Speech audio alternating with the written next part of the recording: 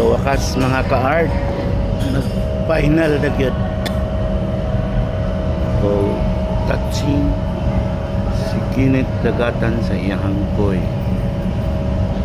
2, 4, 6, 8, 9 ni kabuok mga ka-art. Kung sa Chinese pa ni, Chinese pungsoy ni, ayan o, parang yung ginaon na talyado kay iyang hugis mga ka-art o.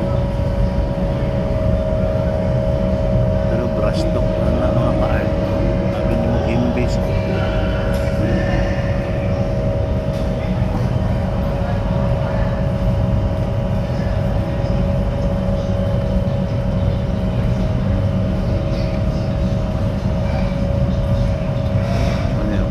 pinaka-favorite color red one.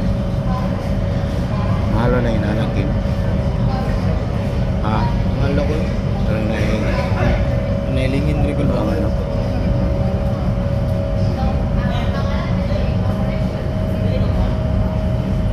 so nanay nagsaad ani karon mga ka-art galiton daw ni og 12,000 apil na ang frame. So kung sa makauna lang mga ka-art, depende lang sa makaunan. Wala man may gahawid o painting sa makauna lang. Marianing sa ara ni mo, niya kinakambalik. Kung na ay makauna, nga mo bayad, maugit ang priority na mo.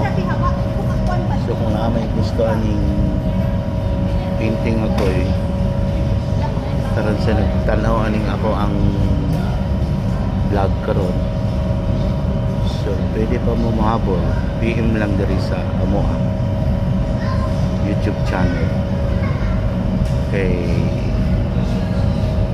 di naman imahatag sa imo ha, as long as nga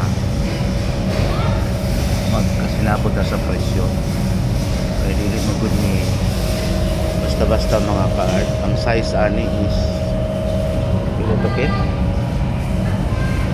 24 by 2x4 48. 24 by 48 ni mga ka-art. So kung i-frame ni mo, guwapo na kayo ni tanawon. So may tendency na ni nga mo active na ni sa inyong wall painting. So na iyang kabuuhan dako kayo.